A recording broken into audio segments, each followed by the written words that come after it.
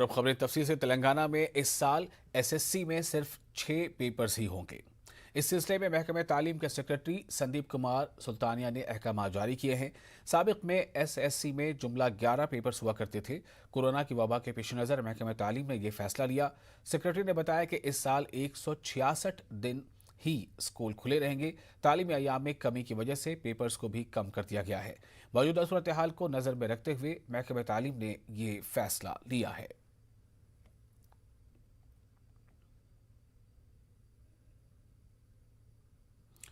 Justice Satish Chandra Sharma ने Telangana high court के chief justice के तौर पर हलफ लिया। तेलंगाना की गवर्नर डॉक्टर टी साउंदरराजन ने राजभवन में इन्हें हलफ दिलाया। तकरीब में वजीर आला के चंद्रशेखर राव, तेलंगाना कांग्रेस के सदर रेवंत रेड्डी और दीगर मौजूद थे। सुप्रीम कोर्ट कॉलेजियम की सिफारिश पर सदर जमहूरिया रामनाथ कोविंद ने जस्टिस शर्मा को तेलंगाना हाईकोर्ट का चीफ जस्टिस मुकर्रर किया था। जस्टिस शर्मा कर्नाटक हाईकोर्ट के कारगुजार चीफ जस्टिस के तौर पर खिदमत अंजाम दे रहे थे। इनका भोपाल से ताल्लुक है। Justice Hema Kohli supreme court की जज बनने के बाद तेलंगाना हाईकोर्ट के चीफ जस्टिस का ओहदा खाली था।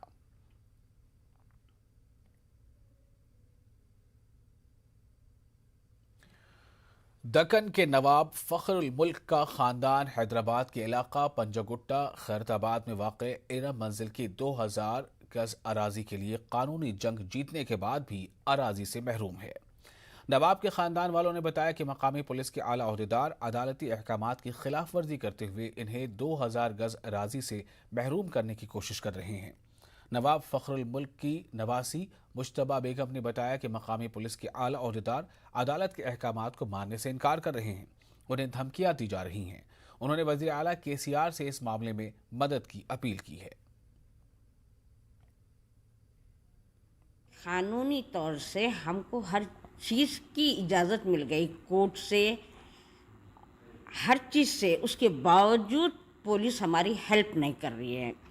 हम फखरुल घराने के लेते नहीं हैं, देते हैं। निम्स हॉस्पिटल किसकी ज़मीन पे है? सत्यनारायण साहब को मालूम करो बोलो।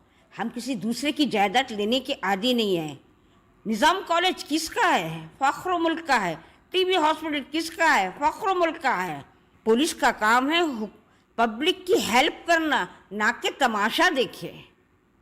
जबकि पूरी कानूनी चीज़ें हमारे पास है, इजाज़त है, हाँ, उसके बावजूद हमारे को हेल्प नहीं कर रहे हैं। मैं हुकूमत से रिक्वेस्ट कर रही हूँ, गुजारिश कर रही हूँ आपसे कि हमारी मदद करें। केस चल रहा 1951 से हमारे पास प्रीमियर डिग्री है। उसके बाद हमारे पास आई डिग्री अगेंस्ट पीडब्ल्यूडी, वो भी हम परसू करें। हमारे पास प्रिलिमिनरी डिग्री है। सप्लीमेंट ऑर्डर्स है जिसमें जो है सो ऑर्डर्स आए जिसमें 5 ओनर्स को 5 प्लॉट्स दिए गए। 1971 की रिपोर्ट है हमारे पास। और उसके साथ हमारे पास आई है स्टेट बिल्डिंग जजमेंट की तरफ से हमारे पास हमारे फेवर में ऑर्डर है। हमारे पास इंजंक्शन ऑर्डर है। हमारे पास हमारे पीसफुल पोजेशन इस्तेमाल करने का हमारे पास ऑर्डर है। और मैं आपको ये बताना चाह रहा हूँ कि रिसेंटली हम लोग परसू करें पुलिस शेड का ऑर्डर, जिसमें हम लोग डायरेक्शन दिए, हाई कोर्ट से डायरेक्शन लाए एसएचओ पंजागुट्टा में, जहाँ पे जो है सो एसएचओ हमको प्रोटेक्शन देने के वास्ते रिफ्यूज़ कर रहे। उनके पास कोई भी लीगल डॉक्यूमेंट हमारे अगेंस्ट नहीं है। जो एन सत्यनारायण निम्स के डायरेक्टर है, सुपरिटेंडेंट है, उन्होंने उनकी फेवर कर रहे, बल्कि उनके पास कोई डॉक्यूमेंट नहीं है, कोई लीगल डॉक्यूमेंट नहीं है। आगे बढ़ते हैं। तेलंगाना हुकूमत ने हैदराबाद की बड़ी फ्रूट मार्केट गड्ढे अनारम को कोहड़ा में आर्जी तामीर पर तवज्जो मरकूज कर दी है। और तेलंगाना के वजीर ज़राअत निरंजन रेड्डी ने वाज़ेह किया है कि शहर के नवाही इलाका हयात नगर के बाटा संगारम लॉजिस्टिक पार्क में दशहरे से खरीदारी का आगाज़ कर दिया जाएगा। इसी रोज़ कोहड़ा में ताजरों के लिए मकामात की तामीर का संग बुनियाद रखा जाएगा। और तेलंगाना के वज़रा, अवामी नुमाइंदों, मार्केट कमेटी के नुमाइंदों ने आज बाटा संगाराम और दीगर मकामात का दौरा किया। वाज़ेह है कि हुकूमत ने मौजूदा गड्ढे अनारम मार्केट के मकाम पर सुपर स्पेशलिटी हॉस्पिटल के क़याम का फैसला किया है।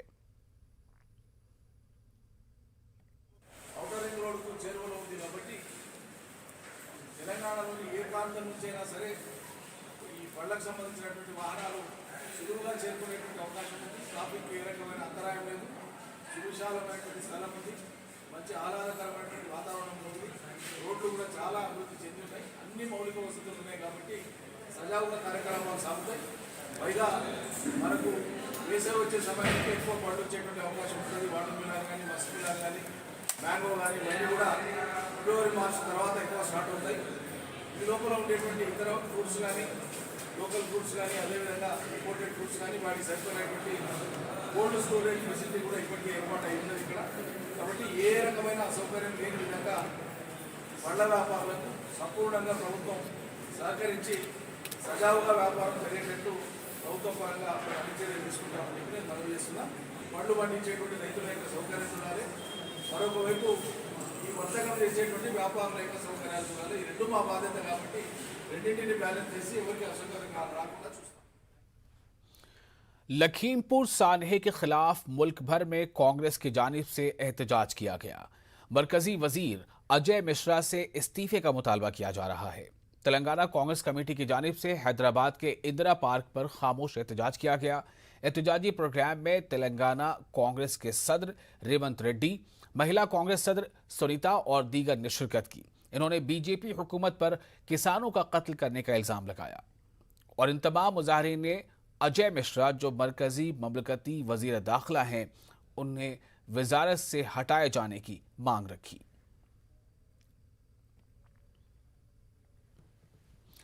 तेलंगाना हुकूमत की मकबूलियत में इजाफा देखा जा रहा है। पड़ोसी रियासत महाराष्ट्र के कुछ किसानों ने अपने इलाकों को तेलंगाना में शामिल होने का मुतालबा किया था। अब कर्नाटक के बीजेपी एमएलए डॉक्टर शिवराज ने रायचूर को तेलंगाना में शामिल होने का मुतालबा किया है। तेलंगाना के वजीर केटीआर ने ट्वीट करके कहा कि तेलंगाना में बेहतर हुक्मरानी से सरहदी इलाके मुतासिर हुए हैं। कर्नाटक की बीजेपी हुकूमत के एमएलए ने रायचूर को तेलंगाना में शामिल करने पर जोर दिया है, जिसका मकामी अवाम खैर मकदम कर रहे हैं।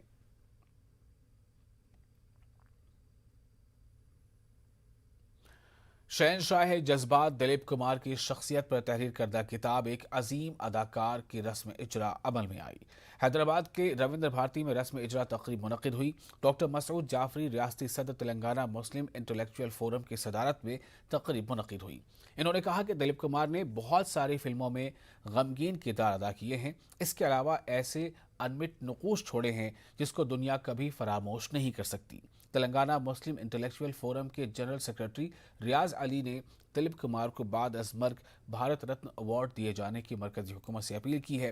उन्होंने कहा कि दिलीप कुमार न सिर्फ एक अजीम अदाकार थे, बल्कि वो एक अच्छे इंसान भी थे। दिलीप कुमार अब इस मंजिल में नहीं है जहां अगर वो बाकायदे हयात भी होते, अगर उनको अवार्ड नहीं भी दिया जाता तो दिलीप कुमार की मंजिलत में कमी नहीं आती, दिलीप कुमार के स्टेटस में कमी नहीं आती। दिलीप कुमार तो एक फनपारा थे, एक है और रहे। कैसा नगीना आदमी था जो खाक में मिल गए। तो ऐसे नगीने कम कम दुनिया में आते हैं।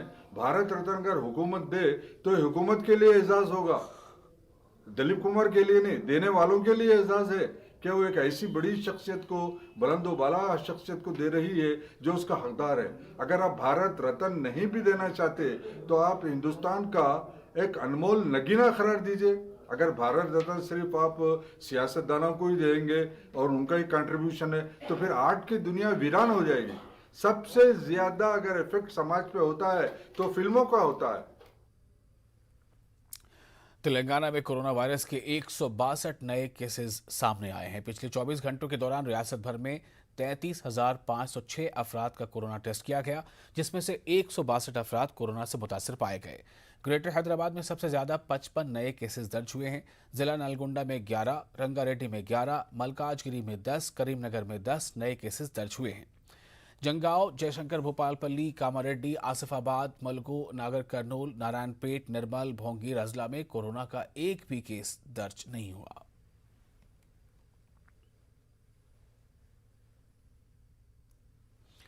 तेलंगाना के महकमे सेहत ने बताया है कि रियासत में अब तक 2,75,00,000 से ज्यादा अफराद को कोविड के टीके दिए जा चुके हैं।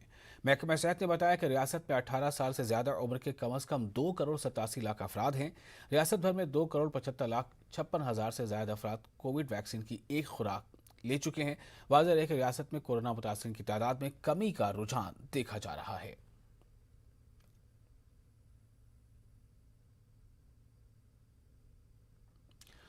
बतुकम्मा त्यौहार को सिर्फ तेलंगाना तक महदूद न रखते हुए इसे दुनिया भर में फैलाने के लिए हर मुमकिन कोशिशें की जा रही हैं। जिसके लिए हर साल बतुकम्मा त्यौहार को एक अलग अंदाज में पेश किया जा रहा है। इस साल दुबई की बुर्ज खलीफा पर बतुकम्मा को पेश किया जाएगा।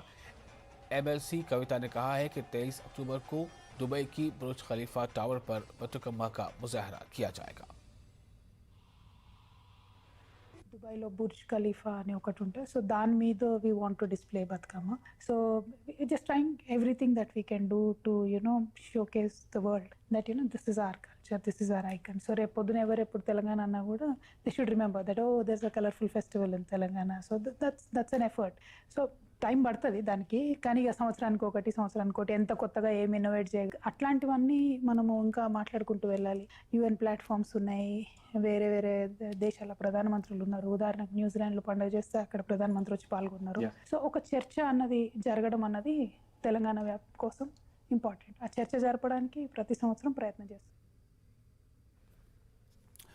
रिलायंस इंडस्ट्रीज लिमिटेड ने अपनी ऑनरशिप वाली माविन company Reliance new energy solar के जरिए स्टर्लिंग एंड विल्सन सोलर में 40% हिस्सेदारी ली है। ये कंपनी शाहपुर जी पालुंची ग्रुप और खुर्शीद यजदी दारूवाला खानदान का एक मुश्तरका एंटरप्राइज है।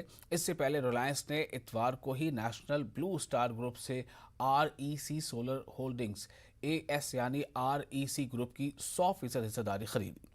रिलायंस इंडस्ट्रीज लिमिटेड के चेयरमैन मुकेश अंबानी ने इन सौदों पर खुशी जाहिर की है। उन्होंने कहा कि ये सौदे ग्रीन एनर्जी बनाने में रिलायंस के हदफ को हासिल करने, नई और जदीद टेक्नोलॉजी और ऑपरेशनल सलाहियतों में सरमायाकारी करने की हमारी हिकमत अमली के मुताबिक हैं। साथ ही पीएम मोदी के साल 2030 तक हिंदुस्तान में 450 गीगावाट काबिल तजदीद तवानाई पैदा करने के हदफ में तकरीबन 100 गीगावाट का बड़ा ताउन देंगे।